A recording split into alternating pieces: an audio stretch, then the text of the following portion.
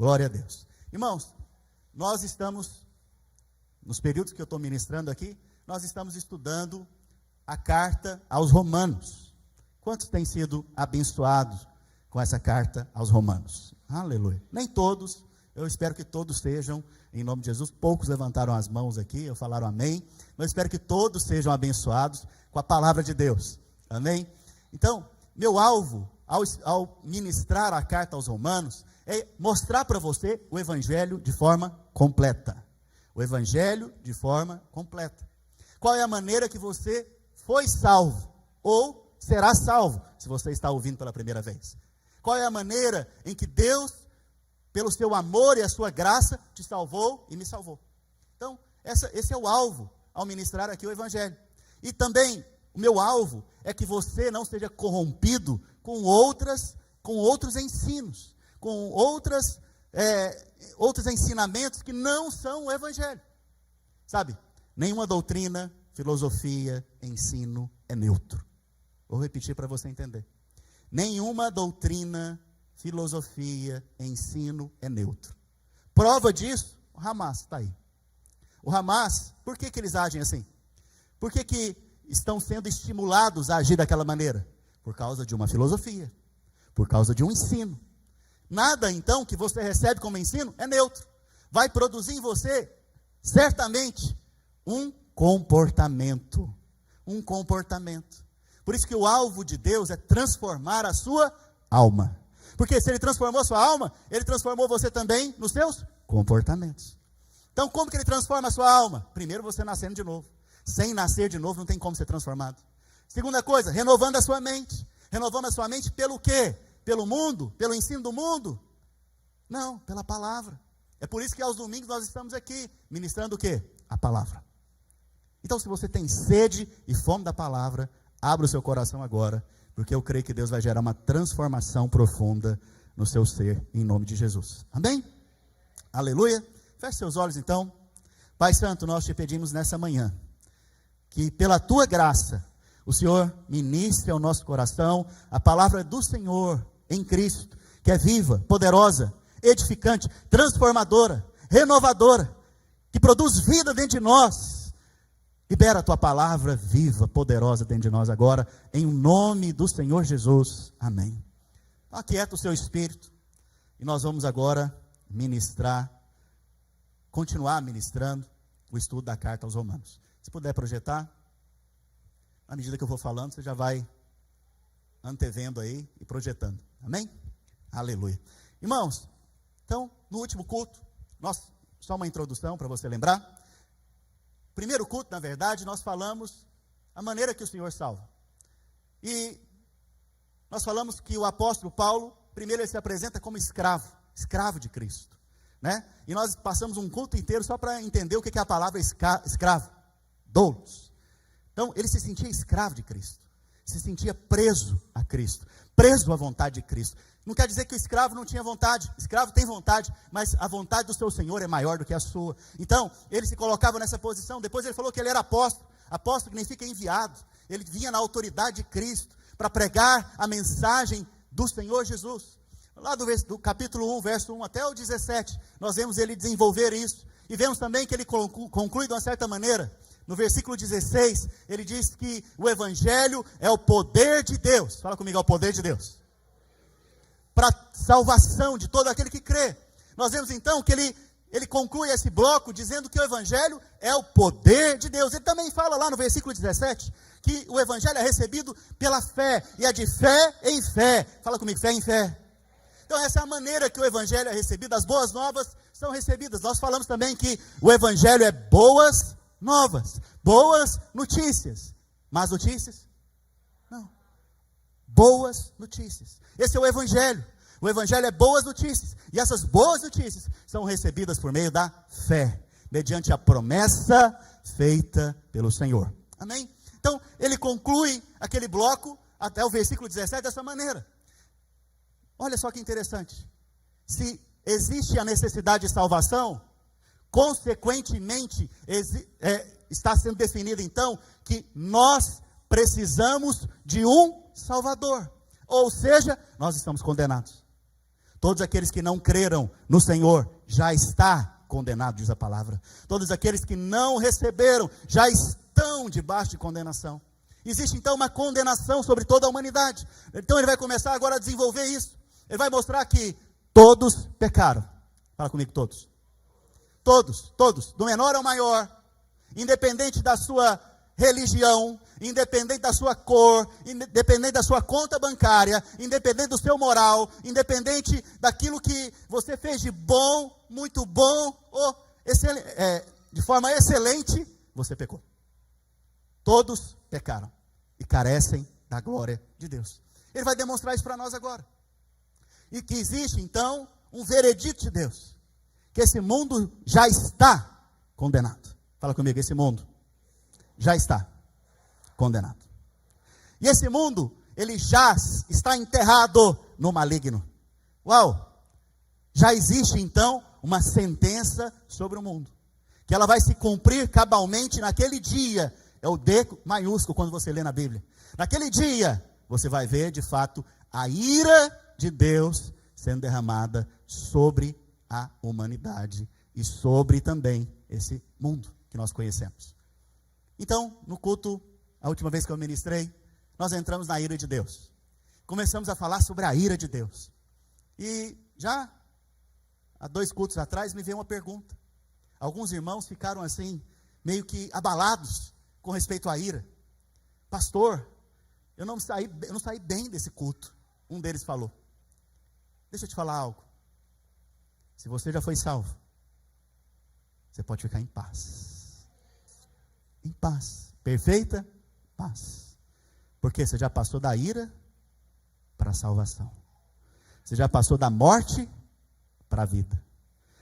Contra você, agora, não há mais condenação. Não há mais acusação. Então, a ira de Deus não está sendo destinada a você. Apesar que você está vendo a ira de Deus, mediante a sentença do pecado, acontecendo lá fora. Eu não sei se você sabe, mas Adão pecou. E a Bíblia fala que por causa do pecado de Adão, todos pecaram. E no dia que Adão pecou, veio uma sentença de morte. Qual é a sentença? Todo que pecar, certamente morrerá. Todos estão debaixo dessa sentença. Mas existe ainda salvação e livramento. Então esta é a maneira pela qual o apóstolo Paulo vai mostrar agora. Primeiro ele mostra que todos estão condenados. Depois ele mostra que existe uma classe de pessoas, os moralistas, eles também estão condenados. Por mais bonzinhos que ele pareça. Depois os religiosos também estão condenados. E no final ele conclui, todos pecaram. Todos a uma se desviaram e carecem da glória de Deus. Enquanto você não entende isso, enquanto você não entende o diagnóstico, você nunca vai poder experimentar do remédio. Enquanto você não entende o diagnóstico, você nunca vai poder experimentar da salvação. Você só pode experimentar de um Salvador, se você reconhecer que você precisa de salvação. Você só pode experimentar de Cristo, da obra dele, da mensagem do Evangelho, se você entender que você precisa dele para ser salvo. Não é que alguns precisam e outros não. A Bíblia nos mostra agora, nós vamos começar a ver isso, que todos precisam. Mas alguns reconhecem. Alguns reconhecem que precisam. Outros suprimem a verdade. Outros abafam essa verdade. Outros falam, nem Deus existe. Mas Deus existe? Então nós vamos começar a ver agora que a ira de Deus está sobre toda a humanidade. Mas existe salvação por meio da fé em Cristo Jesus. Amém?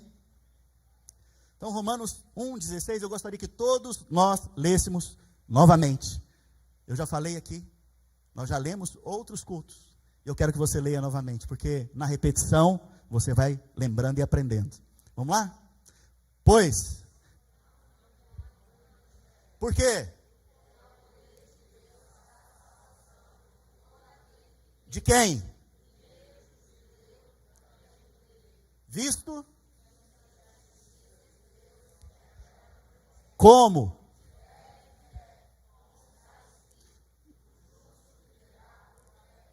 Uau! Então, essa é a resposta que nós precisamos aqui. Aqui é o resumo da carta de Romanos. Se você quiser resumir a carta de Romanos em 2 versículos, é o versículo 16 e 17. O Evangelho é o poder de Deus para salvar. Então, aqui está dizendo que você precisa ser salvo, se você não foi salvo ainda. Aqueles que foram salvos não precisam ser salvos novamente, já foram salvos. Mas aqui se está dizendo que você precisa ser salvo. E, no final das contas, salvo de quê? Será que é salvo do inferno? Será que é salvo de uma morte eterna? É disso também, mas é uma salvação ainda maior. Você precisa ser salvo de Deus. Pastor, como assim? Sim, Deus é um reto juiz. Deus não aceita pecado. Deus não aceita nenhum tipo de pecado. Você precisa então ser salvo de Deus. E Deus está irado contra o pecado. Eu já expliquei isso aqui para você. É como se você amasse alguém. Muito, muito.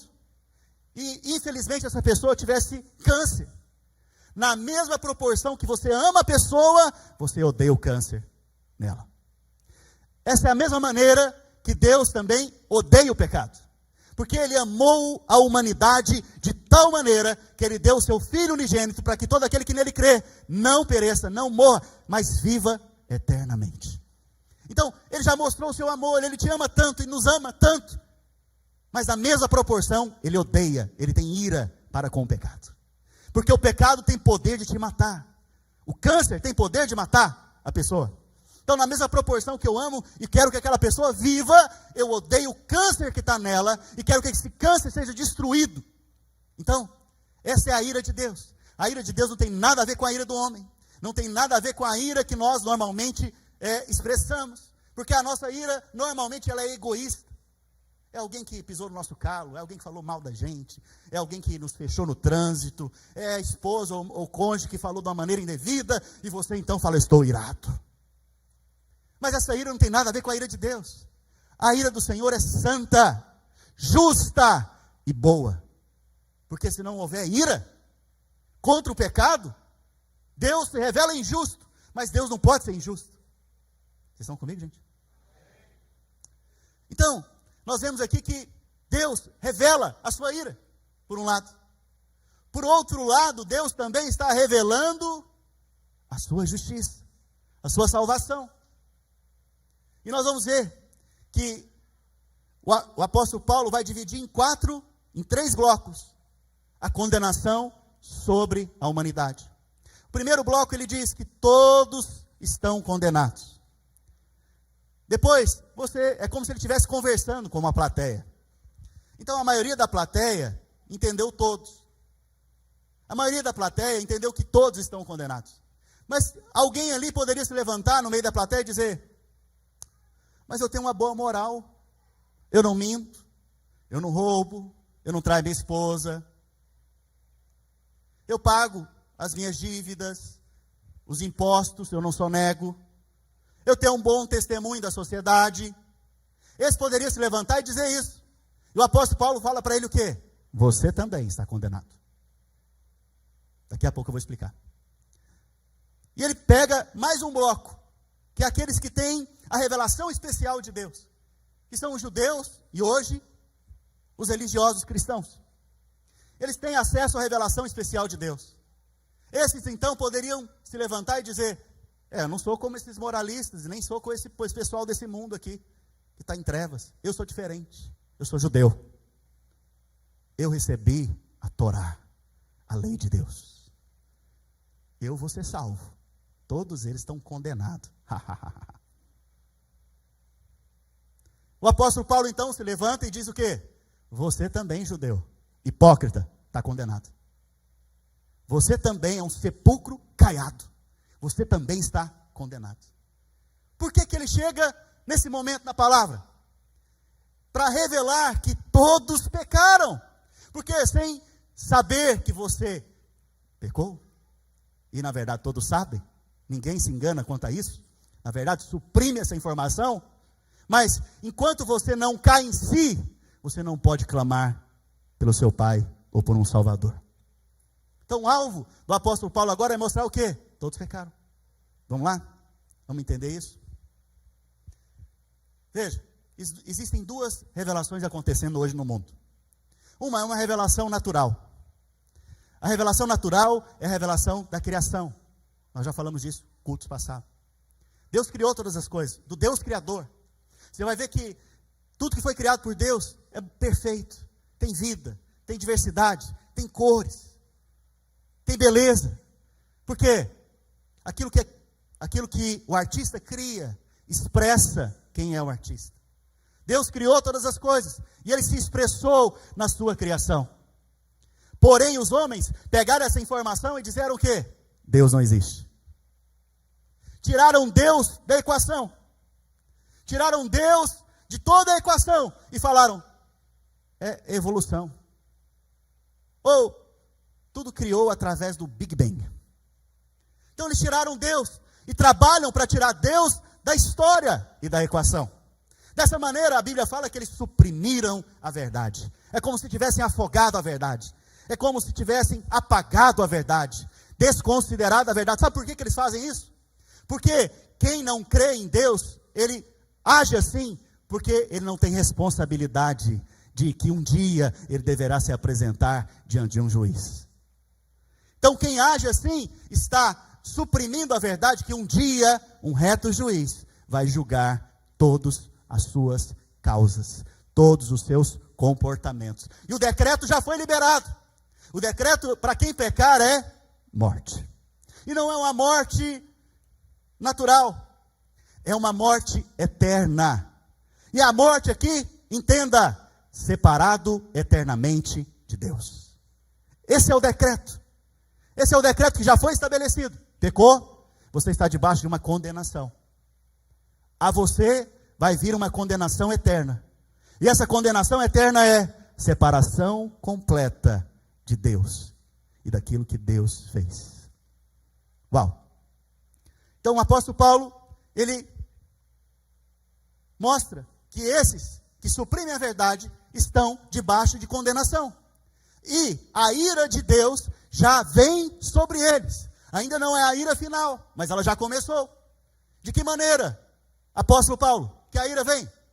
Então ele começa a mostrar para nós que a ira começa a vir se expressando na vida desses homens. Então, primeiramente, o homem, ele tem o conhecimento dos atributos de Deus. Ele vê o Senhor. Ele vê Deus, Criador, nas coisas. Porque ele sabe que não é nada por um acaso. Tudo tem propósito. Tudo foi feito com um propósito. Eu falei para vocês que o sol foi colocado na exata medida no espaço, para poder, nessa exata medida, nos tempos e nas estações, gerar vida aqui na Terra. Se ele fosse 5 metros mais longe, ou 5 metros mais próximo, 5 metros mais longe, a Terra congelaria. Mais próximo, queimaria.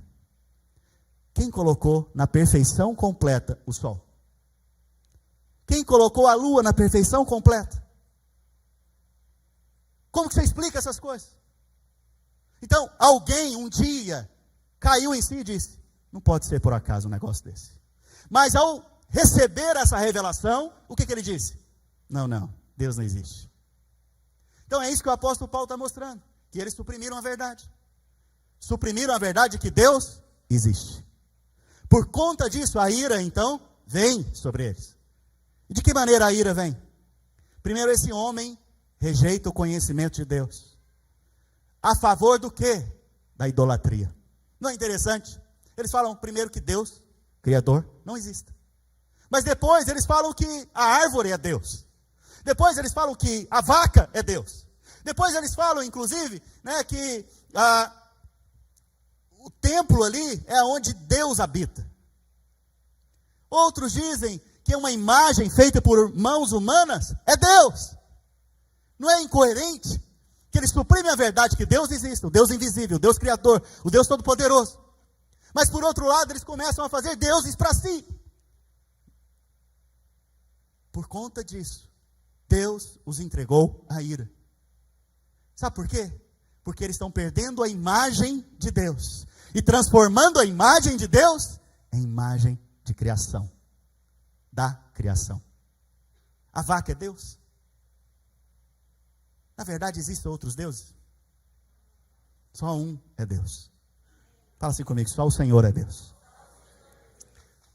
Por conta disso, nós vemos então que o homem, quando ele está debaixo da ira, ele começa a adorar coisas criadas, ao invés de adorar o Criador. Isso é uma consequência da ira de Deus. Sabe, a ira de Deus ela é silenciosa. Sabia disso? Talvez ela nem é perceptível. A ira de Deus, o final dela, antes do grande dia, é deixar o homem entregue a si mesmo. E quando o homem está entregue a si mesmo, ele vai para a idolatria, ele vai para a imoralidade sexual, para o homossexualismo, para o adultério. Ele, por fim, ele se mostra em paixões infames, impureza sexual, vícios que destroem o corpo. Todos esses pecados causam destruição no próprio homem. Por quê? Suprimiram a verdade que Deus existe. Negaram que Deus exista. Principalmente num país cristão, negam o Salvador. Depois que Deus mostra como Ele entrega à humanidade a sua ira, depois de tê-lo rejeitado, nós vemos agora no capítulo 2, no verso 1 ao 16, que esse grupo se levanta. Como eu disse mais cedo, esses são os moralistas. E volto a dizer, esses têm um bom testemunho na sociedade. Eles estão trabalhando em causas da paz no mundo. Ali no meio que eles estão, eles sempre dão um testemunho bom. Tratam bem a esposa, os filhos, não mentem, não roubam, não fazem coisas erradas, imorais. Esses podem se levantar agora e dizer, apóstolo Paulo, muito bem, parabéns, todos estão condenados mesmo. Graças a Deus eu não sou como eles. Vamos ver o que o apóstolo Paulo fala para eles?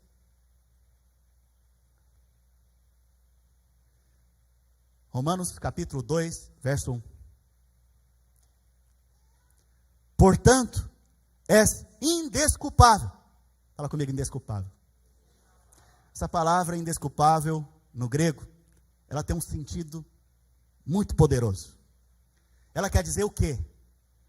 Quando condenamos alguém, nos tornamos nós mesmos indefensáveis, sem defesa diante de Deus.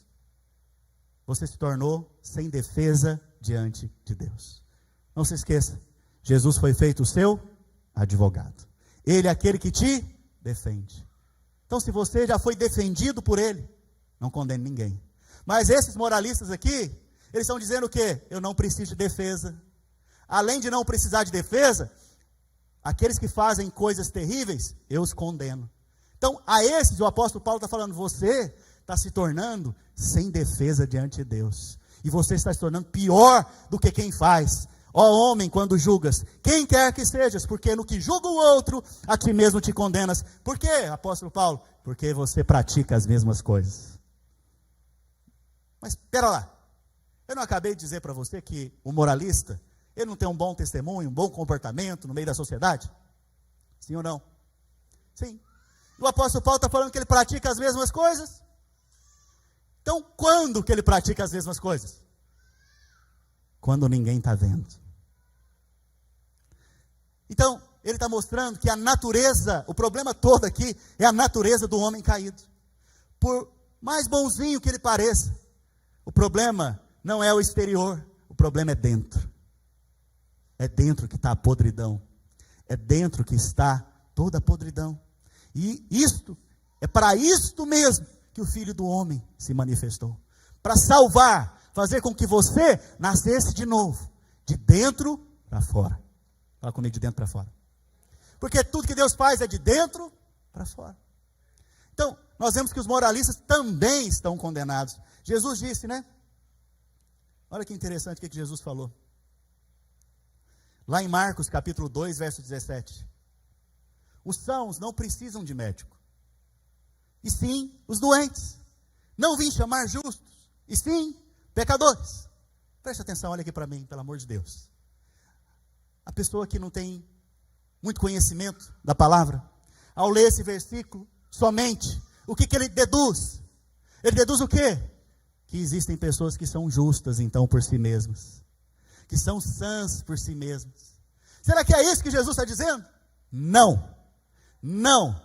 Porque todos pecaram, todos são injustos. Todos pecaram, todos precisam de um médico.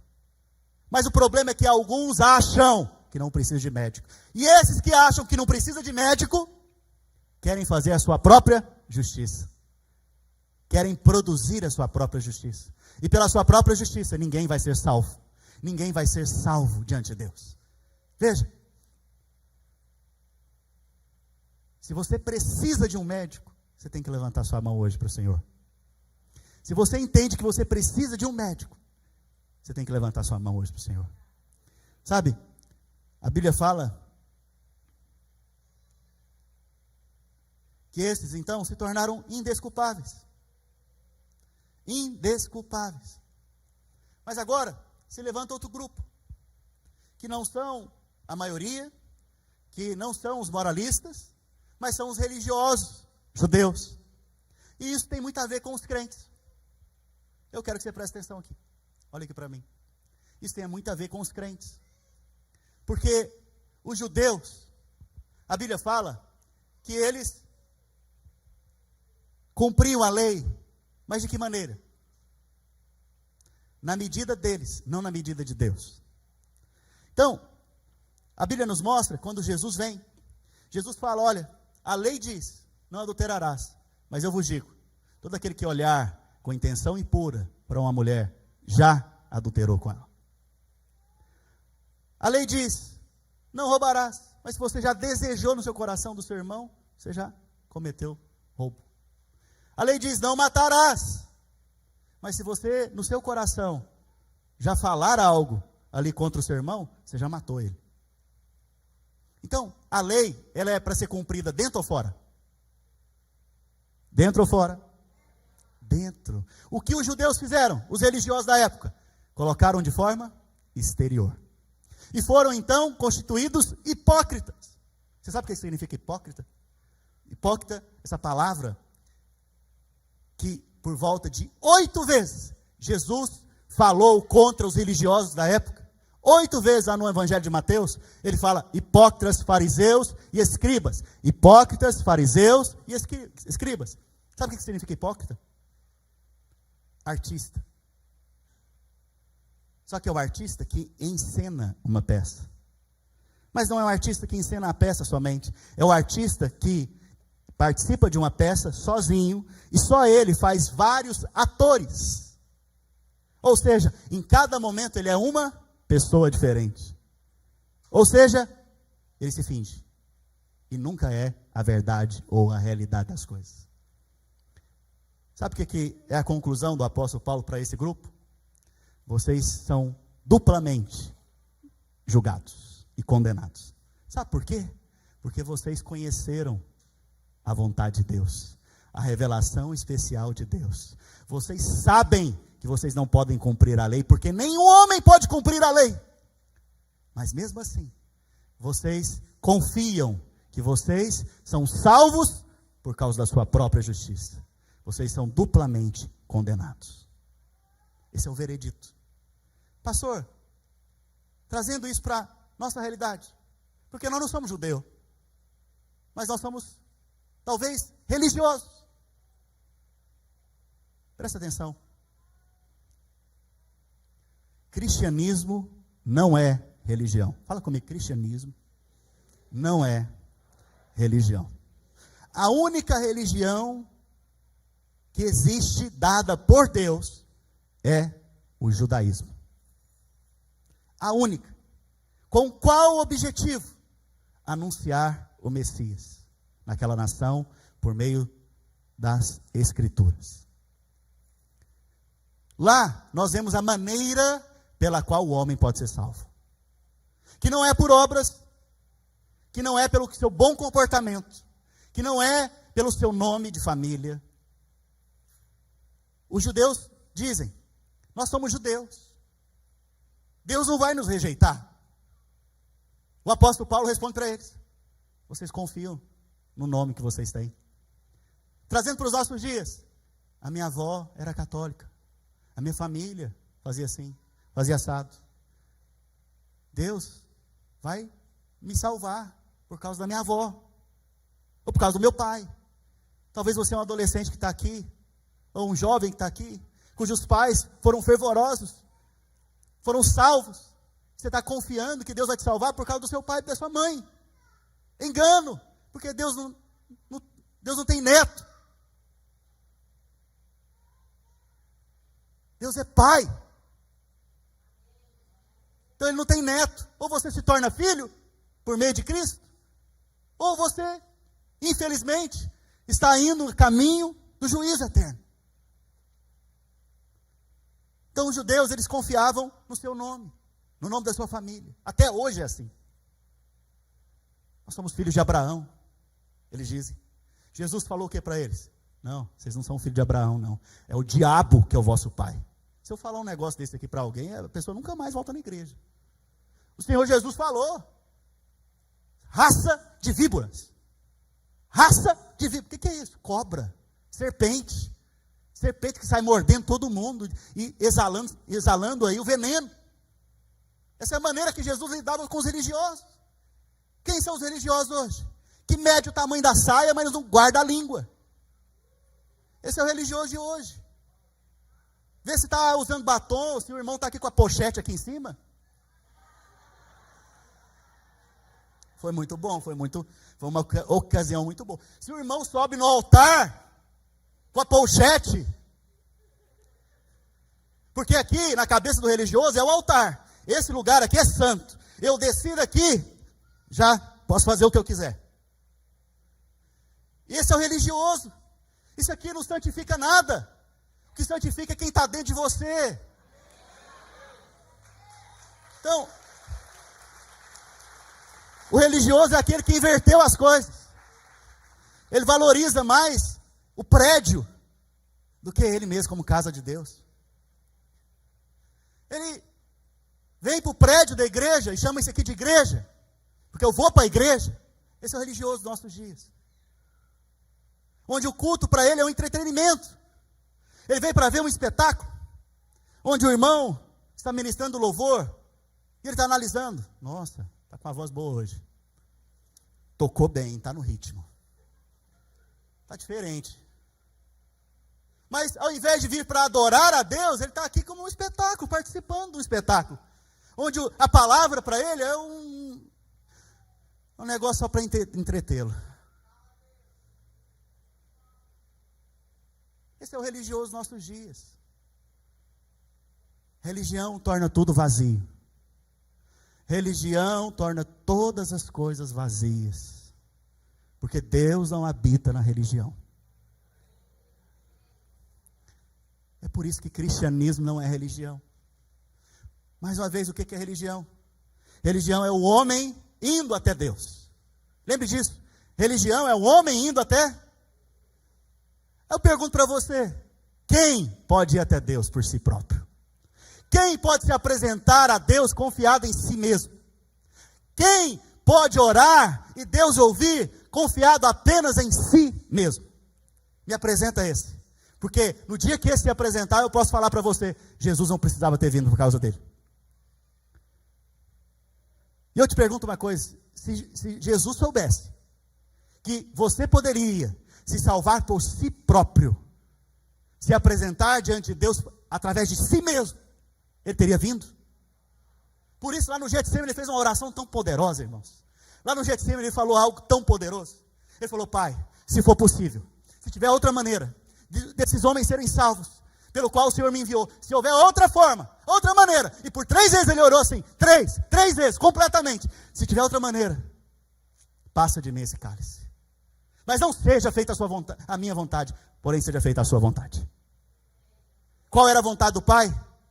Que Jesus morresse. Por quê? Não tinha outra forma. Só podemos nos apresentar diante de Deus através de Cristo Jesus, o Senhor. Só através dele. Não há outro modo, outra maneira, porque religião é o homem querendo se apresentar diante de Deus. Então, ele jejua, ele ora, porque assim e só assim Deus vai me aceitar. Então, ele se comporta bem naquela semana, ele faz coisas boas, ele faz uma boa obra, ele ajuda um necessitado, e ele dá comida aos pobres naquela semana, e ele fala, agora eu estou com moral com Deus. Agora Deus vai me ouvir. E se Deus não ouvir? Deixa ele comigo. Presta atenção. Tolo. Confiando em você mesmo. Esse é o religioso. Confia em você mesmo. O religioso confia em si. O religioso, quando ele vai orar, ele ora de si para si mesmo. Diz a palavra. E Jesus dá um decreto para eles. Raça de víboras, sepulcros caiados, branquinho por fora, bonito, penteadinho, arrumadinho, não passa maquiagem porque é crente, deixa o cabelo crescer, não usa pochete. Eu não uso, mas nem por isso eu sou melhor que ele. Cada um saiba de si. Ninguém pense além do que convém de si mesmo. Eu já usei, meus 13 anos, 12 anos, na cintura, não aqui.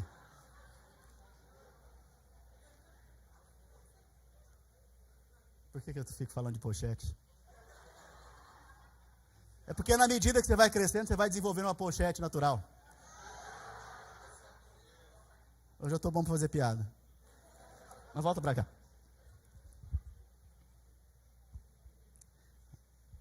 Voltando para cá, me ajuda a lembrar onde eu parei. Me tira da pochete. Sepulcro caiado, aleluia.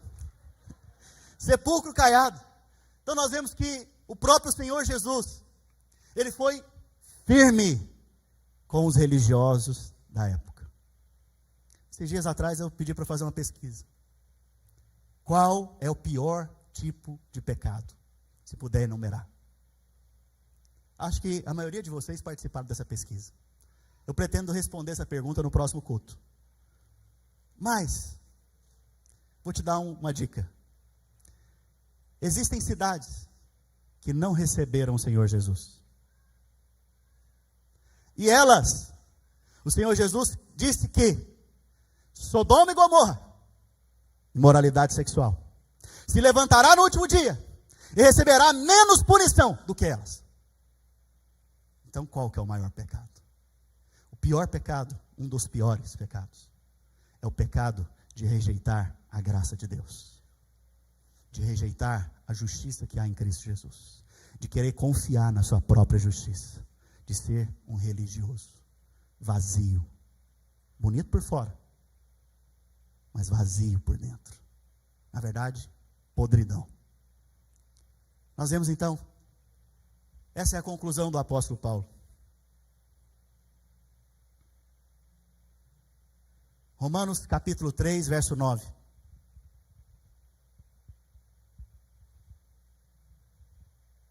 Romanos 3, 9. Qual é a conclusão? Vamos ler juntos? Enquanto eu bebo água, vocês leem. 2, 3 e? Não, mas lê direito, irmãos. Vamos lá, tem uma interrogação ali. Vamos lá. O que se conclui?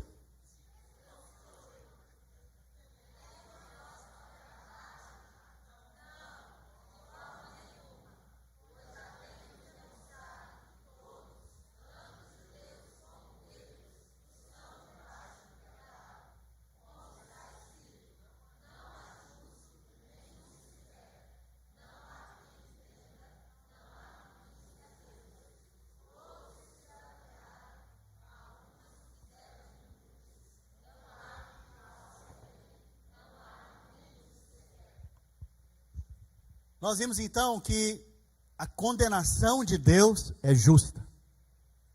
Fala comigo, a condenação de Deus é justa. Porque Deus é justo. E não importa se você é religioso, se você nasceu lá na igreja, se você nasceu numa família presbiteriana, batista, assembleana, viderense, se você nasceu na casa onde a família era uma família cristã, fervorosa, mas você não adianta, isso não te garante, isso te dá benefícios. O apóstolo Paulo explica, mas tá bom, essa é uma pergunta que é feita, qual que é o benefício de ser judeu? Muitos, de diversas maneiras, porque os judeus receberam a lei, a revelação de Deus, receberam a glória, a Shekinah de Deus, a presença de Deus, eles foram o povo escolhido de Deus, há muitos benefícios, mas isso não garante a eles, porque a salvação é apenas pela graça, mediante a fé, assim como Abraão foi salvo, você também é salvo, então não é porque você recebeu os benefícios, que isso garante salvação para você, isso te ajudou e cooperou, mas tem um problema também, quanto mais você tem revelação, e não experimenta essa revelação, pior é. Porque você recebeu muita luz. Quem recebeu muita luz vai ser mais julgado. Mas, se você recebeu a luz e respondeu à luz que você recebeu, a revelação que você recebeu, você pode ficar tranquilo em paz. Se a luz de Cristo brilhou e raiou dentro de você, e você clamou pelo Salvador e o Libertador, aquele que tem poder para te transformar, te curar e te fazer nascer de novo, se tornar filho, você pode ficar em paz, porque a ira de Deus já passou sobre você. Como assim, pastor? Você está dizendo então que não há mais ira para quem está em Cristo? Não sou eu que estou dizendo, é a palavra que diz. Não há mais condenação. Condenação é o retrato da ira de Deus. Não há mais condenação para aqueles que estão em Cristo Jesus. Não há mais condenação para você que está em Cristo. Não há mais condenação para mim que estou em Cristo. Pastor, mas eu ainda peco. Essa é uma pergunta que ainda existe. Eu pergunto para você, Jesus morreu por qual pecado seu? Mas não é só passado? Porque quando ele morreu, todos os pecados que ele morreu foram futuros. Se você compreender bem o que eu estou dizendo. Então ele morreu por todos os seus pecados. Presente, passado e futuro. Pastor, mas ao senhor falar isso, você está dando para que as pessoas, autorização para que as pessoas pequem. Alguém que foi pecar aqui algum dia, veio em mim e falou, pastor, posso pecar hoje? Alguém pediu autorização para mim? Não, ninguém nunca pediu autorização para pecar. Nunca. Nunca, que eu me entenda por gente, nunca. Por quê? Para você pecar, você pede autorização? Não, você simplesmente peca. Então não estou dando autorização para ninguém pecar. Só estou dizendo que a obra do Senhor Jesus é completa. Fala assim comigo, a obra do Senhor Jesus na cruz é completa. Tem a ver com o meu passado, meu presente e meu futuro glorioso. Aleluia. Amém.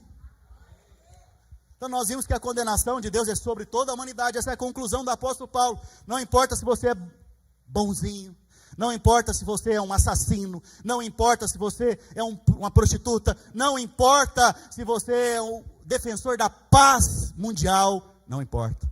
Todos pecaram e carecem da glória de Deus. Essa é a conclusão final.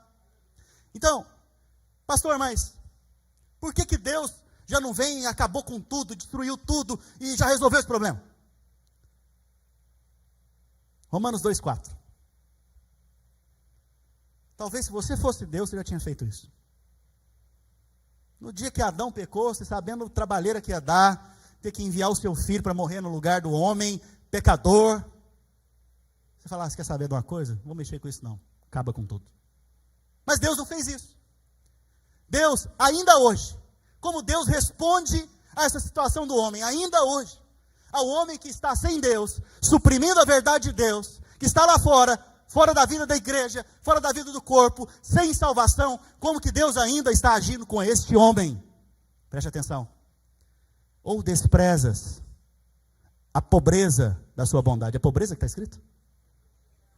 Deus é pobre em bondade? Deus é o quê? Pobre em tolerância? Ele é rico em tolerância. Pobre em longanimidade, aleluia. Não, ele é rico. Rico. Ele é rico. Ele é paciente. Ele é benigno. Ele não busca o seu próprio interesse. Porque se buscasse o próprio interesse, nós não estaríamos aqui hoje. Porque criar homens para depois traí-lo, ele não faria isso buscando o seu próprio interesse. Criar homens para depois esses homens virarem as costas para ele? Não, ele não estaria criando homens pensando só no seu próprio interesse.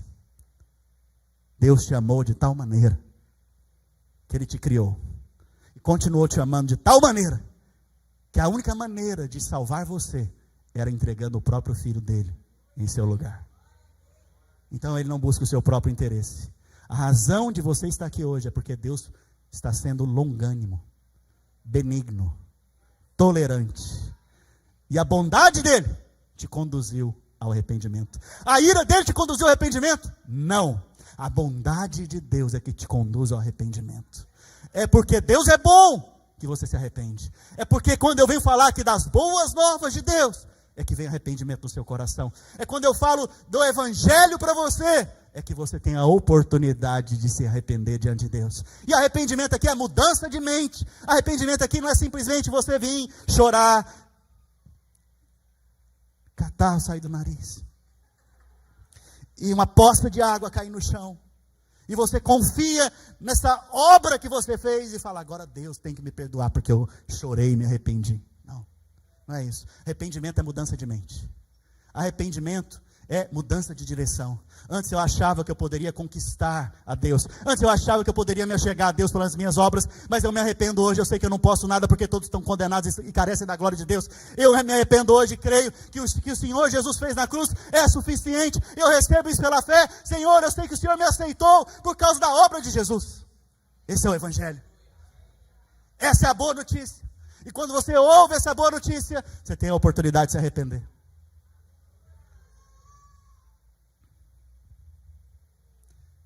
A pergunta que não quer calar. Coloca a pergunta aí. E nós, que estamos em Cristo, estamos debaixo da ira de Deus? Fala assim, eu não estou debaixo da ira de Deus. Por quê? Porque esse é o incômodo que gera em alguns. Por um lado, se eu falo da ira de Deus e você não tem convicção que você já passou da ira, você fica atordoado, pesado, condenado. Por outro, e esse aqui é crente, mas é o crente que ainda não entendeu o evangelho. Por outro lado, há uns que dizem que a ira de Deus é para hoje, é para agora, é sobre a minha vida. Há uma confusão nesse ensino. Porque se a ira de Deus é para você ainda hoje, a obra de Jesus Cristo não foi suficiente. Rasguemos a Bíblia e vamos fazer outra coisa. Vou falar de novo. Se a obra que Jesus fez na cruz não é suficiente para aplacar a ira de Deus, de nada adiantou. Estamos todos condenados. Porém, não é isso que a palavra de Deus diz. Na cruz do Calvário, Ele levou sobre si as nossas dores, as nossas enfermidades. O castigo da ira de Deus estava sobre Ele. Por causa desse castigo, a paz veio sobre mim. E pelas suas pisaduras, que agora que eu tenho paz, eu sou curado. Se a ira de Deus está sobre você, há um problema sério na sua doutrina. Há um problema sério no que você crê. E o que você crê, eu preciso te dizer, não é o evangelho. Porque o evangelho é Jesus na cruz, levando a minha ira, a ira que estava sobre mim e sobre você, a ira destinada à humanidade, para que eu hoje fosse feito uma nova criatura, assim como você. Onde as coisas velhas já passaram, tudo está se fazendo novo diante de nós. Para que eu tivesse paz, reconciliação com Deus. Não corresse mais de Deus, mas corresse para Deus. Não Deus sendo agora mais o meu inimigo. Eu olhava para Deus como meu inimigo, mas agora Deus, Ele não é só meu amigo, Ele é meu Pai celestial. Porque eu não sou mais inimigo de Deus, mas eu sou feito filho de Deus. E como filho de Deus, herdeiro de Deus. Herdeiro de Deus. Então a ira está sobre mim e sobre você hoje? Não. Não com exclamação, não.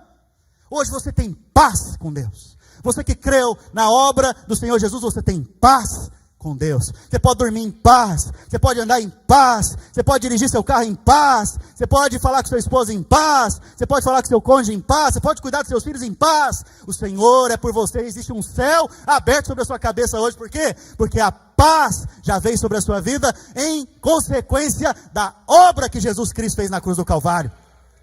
Só por causa dessa obra.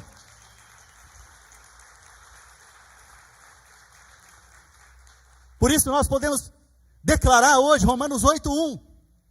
Agora pois, fala comigo, agora pois, não existe mais condenação para aqueles que estão em Cristo Jesus. Esse é você, esse sou eu. Pastor, mas ainda não está claro para mim. Vou usar só mais 2 slides, eu vou encerrar, não fique ansioso. Olha aqui, essa imagem. Essa imagem retrata muito bem o que nós estamos vivendo hoje. A ira de Deus está lá fora. E ela está sendo revelada. Mas existe também a mensagem de salvação, que é as boas novas, que está aqui dentro. E está dentro de você. Sendo revelada para aqueles que estão lá fora. O dilúvio já veio. Que é o dilúvio da ira. Esses estão tentando se salvar por si só. Estão tentando nadar. Mas vai chegar uma hora que não vai conseguir mais. Essa é a história de todo homem sem Deus. Tentar se achegar a Deus por si só. Mas nós estamos aqui edificando a arca. Porque nós sabemos que a ira de Deus vai vir. O grande dia da ira de Deus vai vir. Mas nós estamos aqui na arca edificando. E a arca é Cristo. Eu pergunto para você, quem está na arca, está guardado da ira de Deus? Ele está vendo a ira de Deus lá fora? Sim, mas a ira de Deus atinge ele? Não. Lembrei de outro. No Egito, a casa dos judeus, que tinha o sangue do cordeiro, o anjo da morte passou. Eu imagino aquela cena. Eu imagino os egípcios gritando, com os filhos morrendo, primogênito dentro de casa. Imagino o desespero desse povo. Imagina agora o judeu que está dentro da casa, com sangue nos umbrais da porta, para o lado de fora. Imagine agora, como é que eles estão dentro de casa? Alguns estão desesperados. Será que vai passar aqui? Outros estão lá dentro de casa tranquilos, em paz, calmos, sabendo que o sangue é suficiente para que eles sejam poupados. A questão é que tipo de crente que você é hoje? O que está desesperado dentro da casa ou que está em paz, em alegria, sabendo que Deus está promovendo uma grande salvação sobre a sua vida, sua família, sua casa, te tirando das garras de Satanás, te tirando desse mundo tenebroso e te levando para receber uma herança poderosa. Você pode viver essa jornada de 2 formas. Ou aquele que crê, ou aquele que fica o tempo inteiro duvidando naquilo que ele já creu.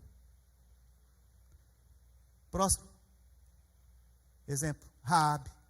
Irmãos, Raabe era uma prostituta. Imoral. Mas um dia foi feita uma promessa para ela. Porque ela creu no Deus de Israel. E ela, pela fé dela, salvou os espias. Foi feita uma promessa para ela.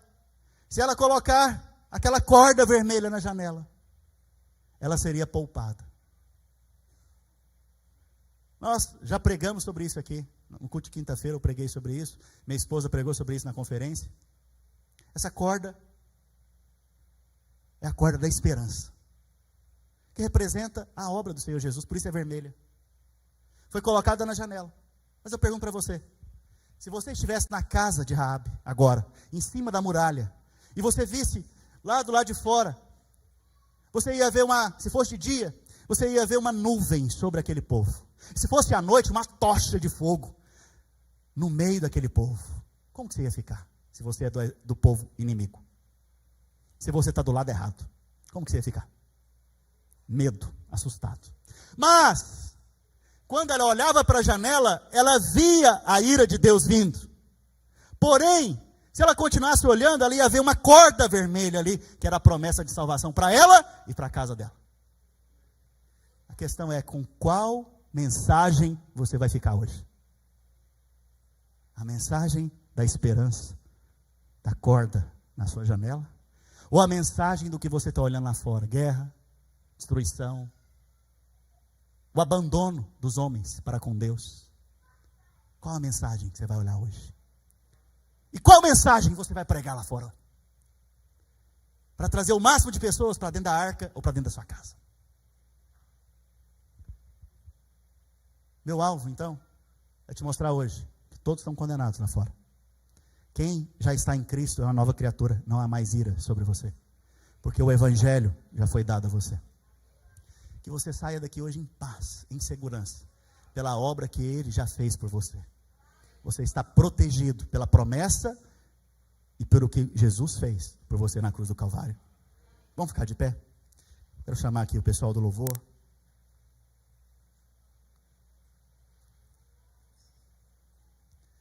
Depois de uma boa notícia dessa, só nos resta adorar a Deus. Só nos resta ser gratos ao Senhor, porque nós não merecemos. Eu e você não merecemos, não merecemos. Nós não merecíamos ser salvos. Nós não merecíamos que Jesus viesse. Nós não merecíamos nem ser considerados por Deus, mediante o que nos tornamos por causa do pecado. Mas o Senhor veio pregar aqui não uma religião para nós. Ele veio pregar para nós que o homem não pode ser salvo por si mesmo. Ele vem mostrar para nós que se houvesse alguma maneira de você ser salvo, Ele não precisava ter vindo. Ele vem mostrar para nós que Ele veio. Então, cristianismo não é religião. Cristianismo é Deus vindo até o homem. Hoje é o dia que Jesus veio até você, que está me ouvindo pela primeira vez. Se você não entendeu o Evangelho, ou não tinha entendido o Evangelho, então, eu quero te dizer, hoje o Senhor Jesus veio aqui até você. E como foi dito mais cedo, Ele veio para te servir. Apesar de ser Deus, se fez servo, escravo, para servir o propósito do Pai, de salvar você e a mim. Então o Senhor está aqui hoje para te salvar também. E a salvação aqui não é só a salvação da ira, do inferno, da morte eterna. É a salvação de você mesmo, dos seus hábitos errados, dos seus vícios. É a salvação do seu casamento, é a salvação da sua mente entorpecida, é a salvação dos seus pensamentos que são incoerentes, é a salvação até mesmo do seu comportamento errado. Hoje o Senhor quer te salvar nesse lugar. Se você crê nessa mensagem, que é o Evangelho, que tem poder para salvar, Romanos 1:16, eu quero que você repita essa oração comigo, aonde quer que você esteja. Seja você aqui no nosso culto, presencialmente. Seja você que esteja me ouvindo agora pela internet. Gostaria que você repetisse a oração comigo. Fala comigo. Senhor Jesus, hoje eu reconheço que de mim mesmo eu não tenho nada bom. Eu não tenho justiça própria que seja capaz de me salvar. Por isso hoje, por meio da fé, através da fé, na obra que o Senhor fez, na cruz do Calvário, eu recebo justificação de todos os meus pecados. E aquilo que me separava, já não me separa mais. Hoje, eu sou feito filho de Deus, por meio do Evangelho, que tem poder de me salvar. Obrigado, Senhor Jesus. Hoje, eu me rendo ao Senhor, e eu sou escravo da sua obra, da sua justiça, para sempre. Amém. Aleluia. Você pode dar um glória a Deus? Vamos louvar o Senhor juntos para encerrar? Antes de eu falar, tu cantava sobre mim. Tu tens sido tão bom. Tu tens sido tão, tão bom. Antes de eu respirar, sopraste tua vida em mim. Tu tens sido tão, tão bom pra mim. Oh, impressionante, infinito e ousado amor de Deus. Oh, que deixa as 99 só pra me encontrar. Não posso comprá-lo, nem merecê-lo. Mesmo assim se entregou. Oh, impressionante, infinito, ousado amor de Deus.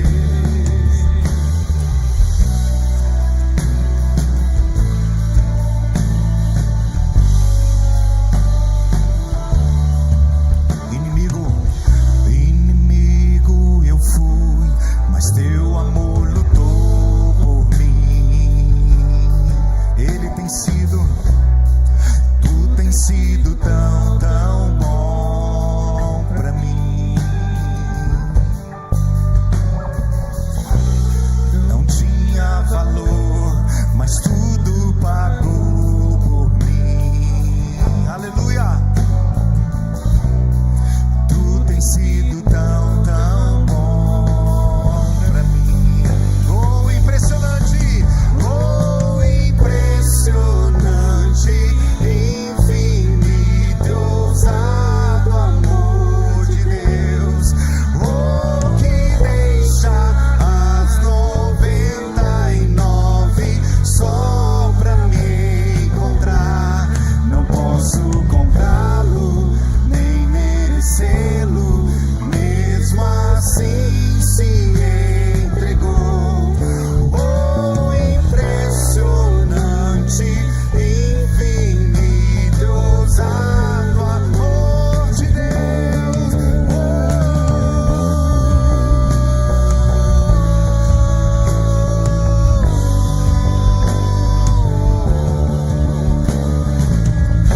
Aleluia!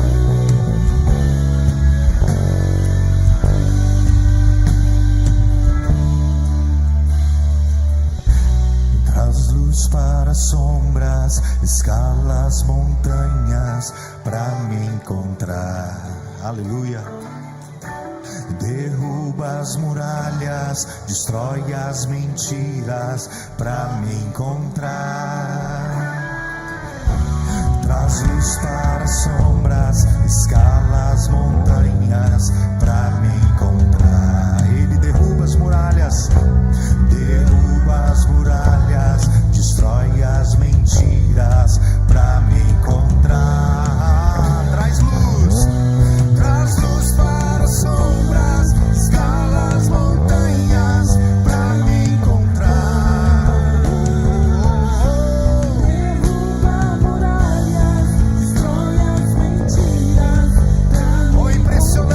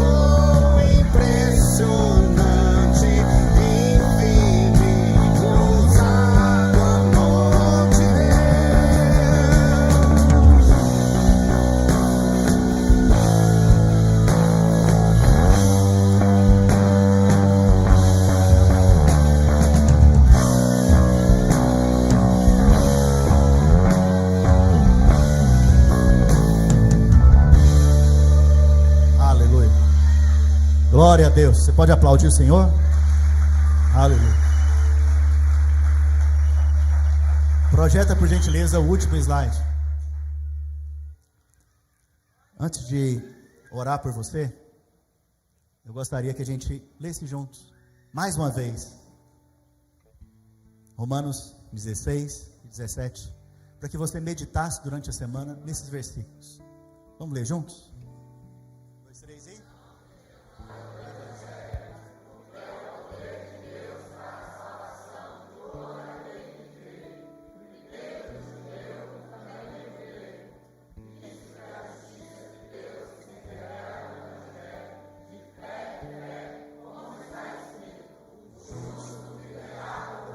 Aleluia. Glória a Deus. Glória a Jesus. Estenda a sua mão. Pai, o Senhor está vendo aqui os justos. Essa é a comunidade dos justos, que são justificados não pelas suas próprias obras, e são justificados pela obra de Cristo Jesus. Sobre eles está a justiça de Deus. Se tornaram justos mediante a fé naquilo que Jesus fez. Por isso mesmo, Senhor, na cruz do Calvário, o Senhor Jesus levou a nossa herança, que era maldição. Mas lá diz que o Senhor não levou as bênçãos, porque as bênçãos permanecem como herança para os justos. Por isso, Pai, eu peço ao Senhor agora, libera toda sorte de bênçãos reservadas aos meus irmãos agora nas regiões celestiais, para que eles experimentem de cada uma delas nessa semana. Todas as bênçãos destinadas a eles que são justos pela fé, seja derramada agora sobre eles. Que eles saiam daqui, Senhor, cheios de paz, de alegria, cheios de saúde, de vigor, de força. Que eles saiam daqui, ó Pai, e enquanto caminham, demônios, espíritos malignos, imundos, retrocedam. Que onde eles vão, Senhor, aonde eles pisarem, o Senhor lhes dê por herança. Que a entrada e a saída deles sejam abençoadas. Que a casa deles, Senhor, seja casa frutífera, próspera. Pai, que eles possam experimentar do amor do Senhor, que está em Cristo Jesus nessa semana. Que eles possam ser boca do Senhor para curar, para salvar, para libertar, para restaurar. Pai, eu os abençoo na autoridade de Cristo Jesus. Dê um abraço em 2 ou 3 irmãos, nós estamos encerrados para a glória de Deus.